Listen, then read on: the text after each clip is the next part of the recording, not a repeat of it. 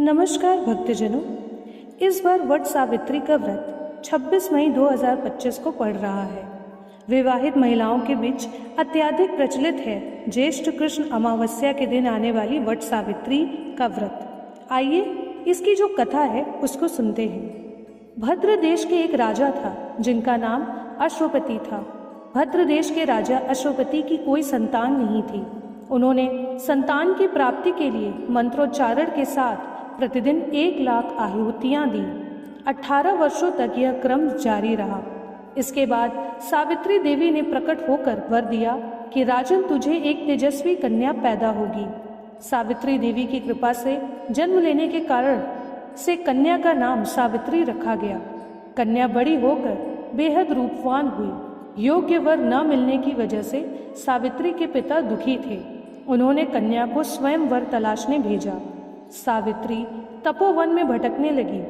वहां साल्व देश के राजा धूमसेन रहते थे।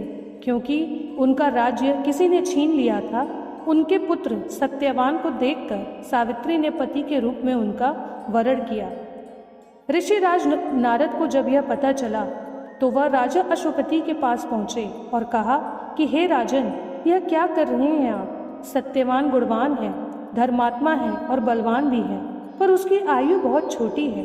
वह अल्प आयु है।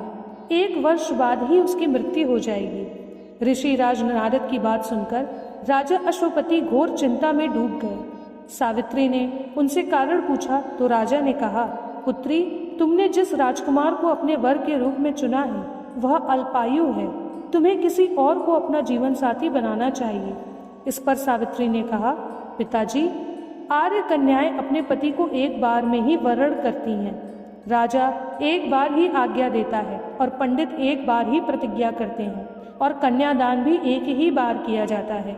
सावित्री हट करने लगी और बोली, मैं सत्यवान से ही विवाह करूंगी। राजा अश्वपति ने सावित्री का विवाह सत्यवान से कर दिया। सावित्री अपने ससुराल पहुंचते ही सास ससुर की सेवा करने लगी। समय बीतता चला गया।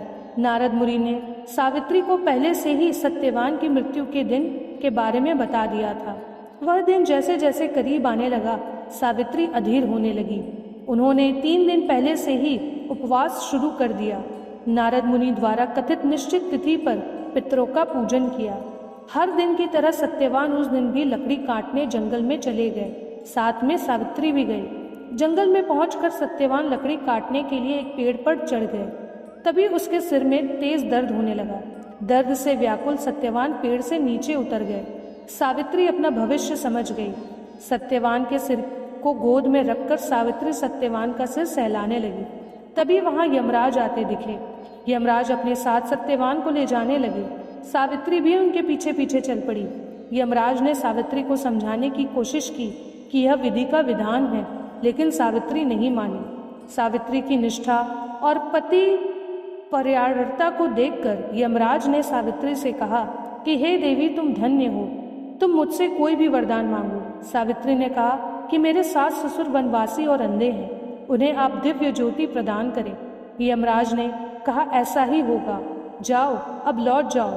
लेकिन सावित्री अपने पति सत्यवान के पीछे पीछे चलती रही। यमराज ने कहा, देवी, तुम वापस जाओ। सावित्री ने कहा, भगवान, मुझे अपने पति देव के पीछे पीछे चलने में कोई परेशानी नहीं है। पति के पीछे चलना मेरा कर्तव्य है। यह सुनकर उन्होंने फिर से उसे एक और वर मांगने के लिए कहा। सावित्री बोली, हमारे ससुर का राज्य छीन गया है, उसे पुनः वापस दिला दें। यमराज ने सावित्री को यह वरदान भी दे दिया और कहा, अब तुम लौट जाओ। लेकिन सावित्री पीछे पीछे चलती रही। यमराज ने सावित्री को तीसरा वरदान मांगने को कहा। इस पर सावित्री ने 100 संतानों और सौभाग्य का वरदान मांगा। यमराज ने इसका वरदान भी सावित्री को दे दिया। सावित्री ने यमराज से कहा कि प्रभु, मैं एक पतिव्रता पत्नी हूँ और आपने मुझे पुत्रवती होने का आशीर्वाद दिया है। यह सुनकर यमराज को सत्यवान के प्राण छोड़ने पड़े। यमराज अंत ध्यान हो गए और सावित्री उसी वट वृक्ष के पास आ गई जहाँ उसके पति का मृत शरीर पड़ा था। सत्यवान जीवंत हो गया और दोनों खुशी खुशी अपने राज्य की ओर चल पड़े। दोनों जब घर पहुंचे तो देखा कि माता पिता को दिव्य ज्योति प्राप्त हो गई है। इस प्रकार सावित्री सत्यवान चिरकाल तक राज्य सुख भोगते रहे। अतः पतिव्रता सावित्री के अनुरूप ही प्रथम अपने सास ससुर का उचित पूजन करने के साथ ही अन्य विधियों का प्रारंभ करें। वट सावित्री व्रत करने और इस कथा को सुनने से उपवासक के वैवाहिक जीवन या जीवन साथी की आयु पर किसी प्रकार का कोई संकट आया भी तो वो भी टल जाता है। इसी के साथ बोलिए जय माता दी। वट सावित्री की कथा इसी प्रकार समाप्त होती है। इस कथा को जो भी सुहागिन महिला सुनती है उसे अखंड सौभाग्य का वरदान प्राप्त होता है। उसके जीवन में दाम्पत्य जीवन का सुख होता है, पुत्र पुत्री का सुख होता है, संतान सुख होता है और उसके सभी बिगड़े हुए काम बनते हैं। अब आइए, वट सावित्री की पूजा के दिन आपको एक बहुत ही शक्तिशाली मंत्र का जाप करना है। जब आप वट वृक्ष की परिक्रमा करेंगी, वो है ओम देहि सौभाग्यम, आरोग्यम देहि म परम सुखम, पुत्रान देहि सौभाग्यम, देहि सर्व कमाक्षम देहि में, रूपम देहि जयम, देहि यशो देहि द्विषो जहि। इस मंत्र का जाप आपको 108 बार करना है। जब आप वृक्ष की परिक्रमा करेंगी, कम से कम आपको 108 बार वृक्ष की परिक्रमा करनी है। अगर नहीं हो पाए तो आप 5, 7 या 21 बार भी वट वृक्ष की परिक्रमा कर सकती हैं।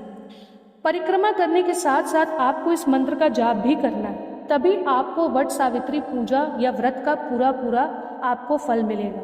इसलिए पूरे विधि विधान से वट सावित्री की पूजा करिएगा।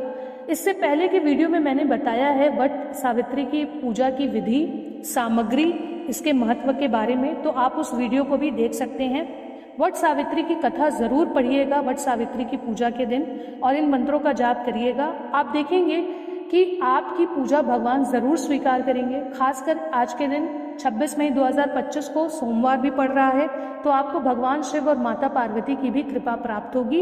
इसलिए पूरे विधि विधान से वट सावित्री की पूजा करिए, उनकी कथा सुनिए, उनके मंत्रों का जाप करिए, तभी आपको पूरे फल की प्राप्ति होगी। आपको अखंड सौभाग्यवती का वरदान मिलेगा, आपको संतान की प्राप्ति होगी और आपका जीवन सुखमयी होगा। इसी के साथ दोस्तों, अगर आपको ये वीडियो पसंद आए तो वीडियो को लाइक, शेयर, सब्सक्राइब जरूर करें। मिलते हैं अगले वीडियो में। धन्यवाद।